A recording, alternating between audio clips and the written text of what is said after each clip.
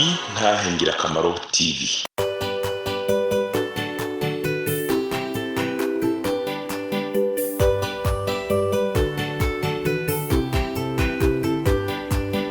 Umwami Yesu arindeze niwatanga amajambo umunyabyaha ngo renguka umva iby'ubugingo atugirira ubuntu akatwiyegereza amajambo meza cyane yo kunera umunezero niyo meza ndayakunda ntahatanezera. Yesu arakiza.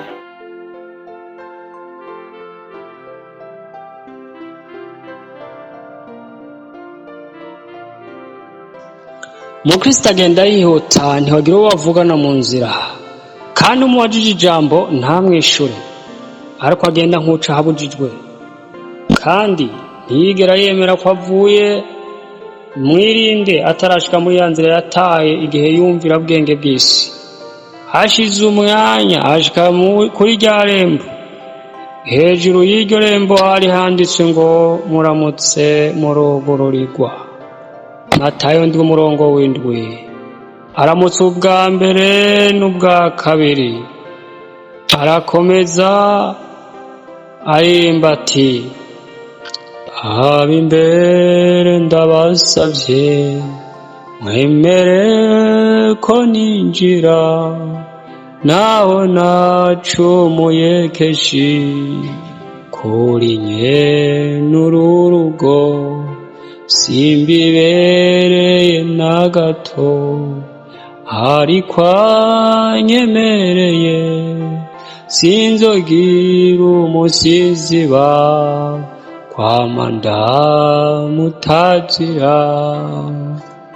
Bitevye haza umuntu ku rugi rwugariye irembo kandi uwo muntu yitwa Rukundo amubaza uwo ari we niyo yavuye n'ico arondera. Mukristo aramwishura ati ndi umunyabyaha ntunujwe n'ibyaha byinshi bindemereye, nturutse mu gisagara citwa Amahonero ariko nja ku musozi Siyoni kugira ngo nkire uburake bugira butere.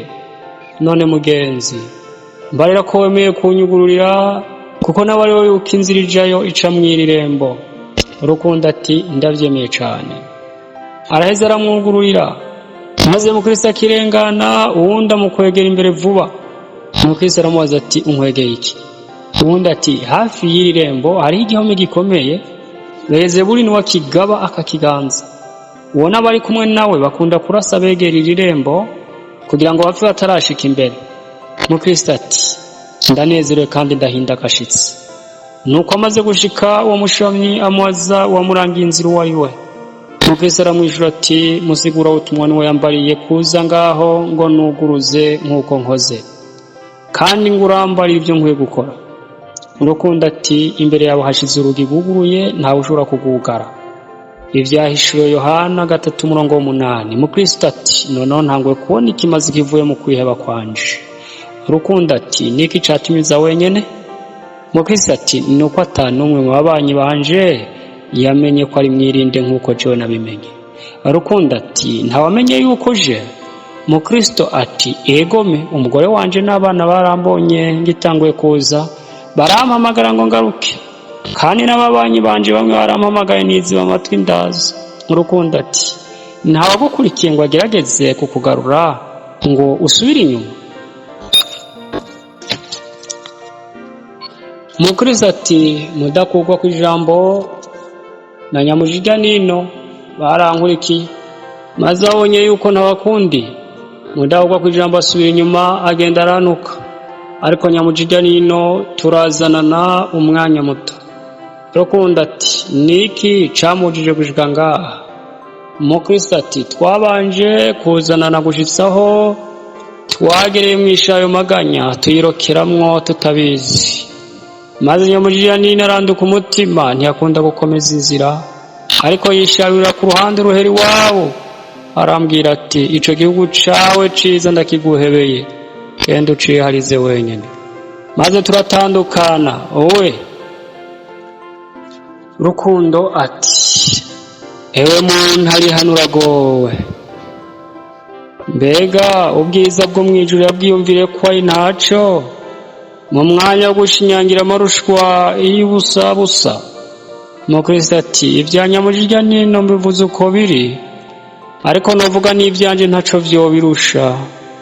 We yasubiye koko, ariko nanje narazimiye nca mu nzira y'urupfu, kuko najimijwe n'amajambo witwa bwenge bw'isi. Urukundo ati ho niwe mwahuye, nzi yuko atawuze kukugira inama ngo kevyije kwa vyagezwe ngo akuremurure. Aho mpi n'ingungesa, mbega none warumviye inama yiwe? Mubizi ati egome narayumviye, nshitse ahubwo abunzi b'ingazinze, nagira ngo umusozi uheranye n'inzu yiwe ugiye kunshikirako nca ndahagarara. Urukundo ati uwo musozi wishe benshi, kandi uzokwica n'abandi, weho wahiriwe kutagucikiyeko. Umukristo ati nahiriwe koko, kandi sinzi uko mba nabaye iyo musigura butumwa tutongera guhura, agasanga mpagaze niganyira. Kambere nagize Imana ko yongeye kuza hondi, iyo bitaba bityo simba nashoboye gushika ahangaha, ariko none mvuye kuza ndutabereye. Erega nari imbere kwicwa n'uwo musozi, ariko none kibaye gitangaza guhagarara ngaha nganira nawe, kandi ndahiriwe kunyugururiye ukemera konca ngaha. Rukundo ati ntawe tubuze tumuhoye ivyo yakoze atarashika ngaha, ntawe twirukana na gato. Yohana 6:37. None rero hinge ngwerekeze akanya gatoye mwigisha ivy'inzira ukwiye gucamwo. Raba hari imbere yawe, mbega urabona iriya nzira ifunganye? Niyo nzira yawe yatawe n'abasogokuruza bera n'abavugishwa n'Imana, na Kristo ubwiwe hamwe n'intumwa ziwe, n'inzira igororotse itagira amahinyagu bari ujana. Umukristo ati nta ikikamye canke ihurira n'izindi nzira vyotuma utahaza zimira. Urukundo ati hura n'izindi nyinshi koko, ariko izo zigenda izinguzingu kandi ni ngari. Yamara uko niko kuye gutandukanya inzira nimbi, inzira nziza nimbi. Inziza ni igororotse ifunganye, Matayo 7:14. Maze ndota Mukristo amubaza yuko ashobora kumukura kuyo mutwaro ahetse, kuko atari bwawukugweko kandi atashoboye kuwikurako na gatoya. Urukundo ati hanganane umutwaro wawe ushika ahantu ho gukirizwa, kuko ariho uzo wikororora ubwawe, ukakuva mu mugongo ugakoroka. Maze Mukristo atangura gukenyera no kwitegura kugenda. Urukundo ati niwigira imbere utarashika ku nzu y'umusobanuzi, ushike uramutse nawe arakwereka ibikugirira ikimazi. Maze Mukristo aramusezera, uwundi nawe aramusezera ati Imana ijane nawe. Nuko Mukristo aragenda ashika ku nzu y'umusobanuzi araramutsa. Bitevye haza umuntu ku rugi aramubaza turinde. Mukristo ati ndi umuntu w'ingenzi, kandi nawe n'umuntu azinanye na nyene n'inzu, ngo nze ngaha mbona ibingirira ikimazi, none nagomba kubonana nawe. Nuko uwo muntu acaja guhamagara nyene n'inzu, nawe aje abaza Mukristo icarondera.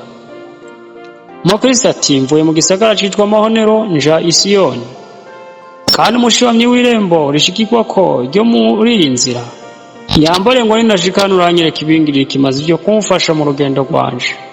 Musobanuzi ati shika nkwereke ibikugirira ikimazi. Maze barira umuntu wiwe kudomeka itara, abwira Mukristo kumukurikira. Bigira haruguru mu nzu, abarira uwo muntu wiwe kugurura urundi rugi.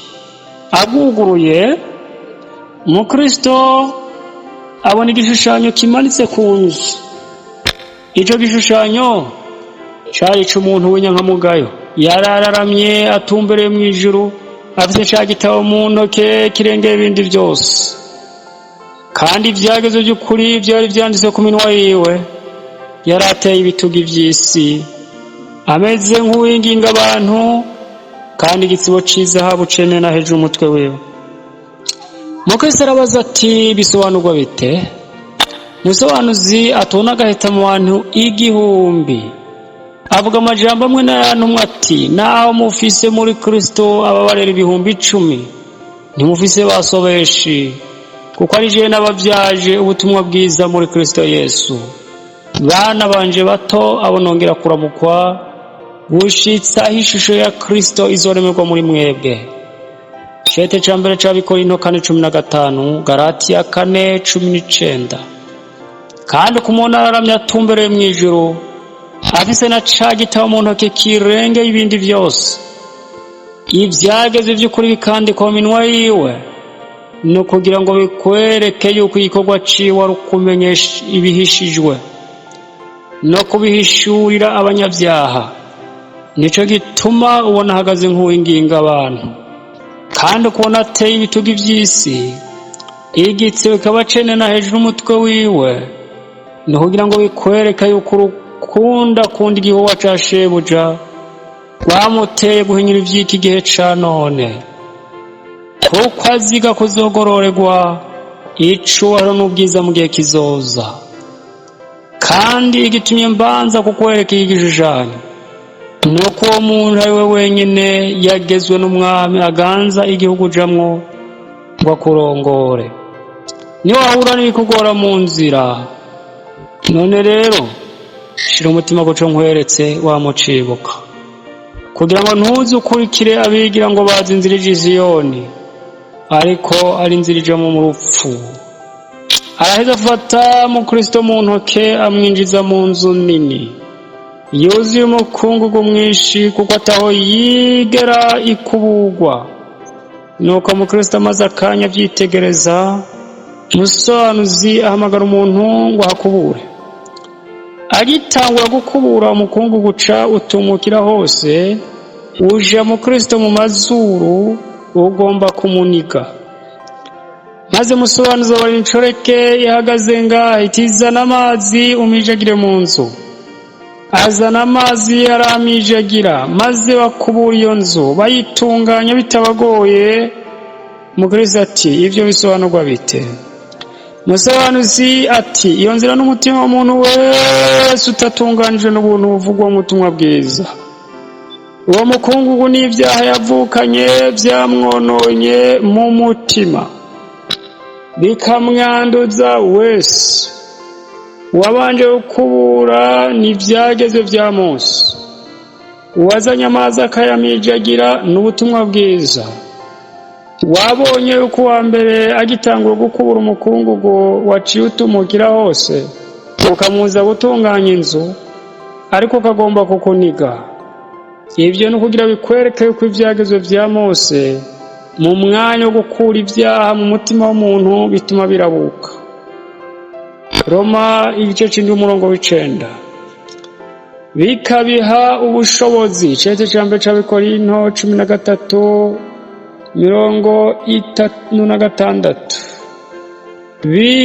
36.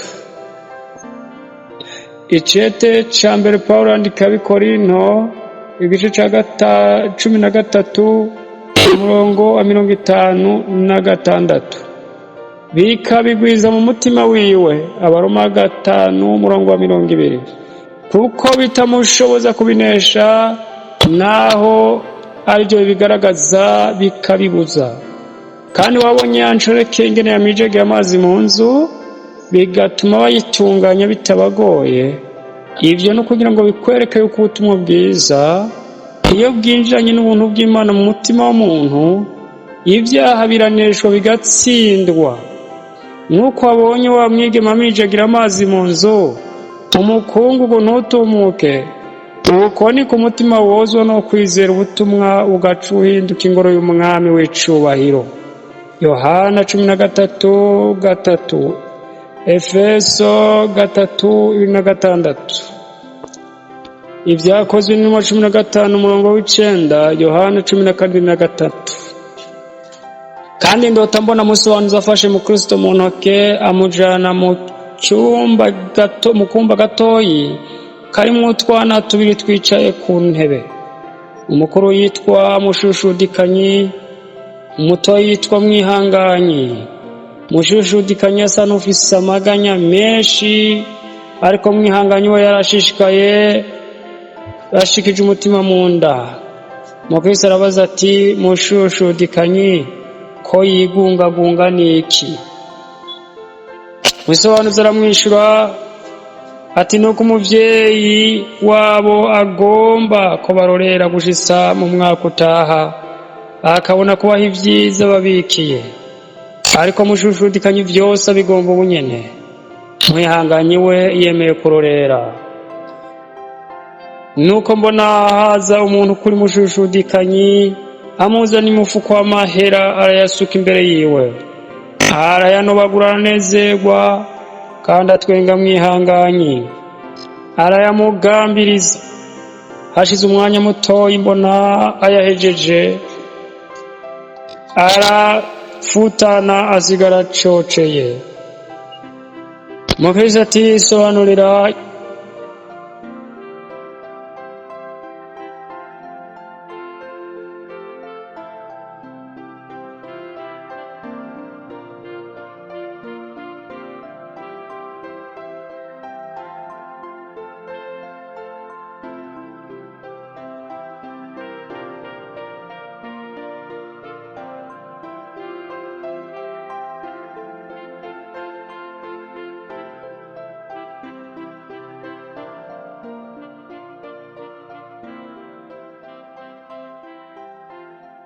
ukaba nawe ufise intahe bifuza gutanga cyangwa izindi nyigisho cyangwa ugomba kuduhuza n'ubifise, twandikire kuri ino nimero ya WhatsApp 68 884 981 68 804 canke 68 42 14 47 68 42 14 47. Kaze twiteze intahe zivuye muri mwebwe kugira natwe tuzisangiza abandi. Izina rya Yesu rirusheho guhabwa icubahiro. Kaze, Imana ibahezagire. niyo meza ndayakunda ntahatanezera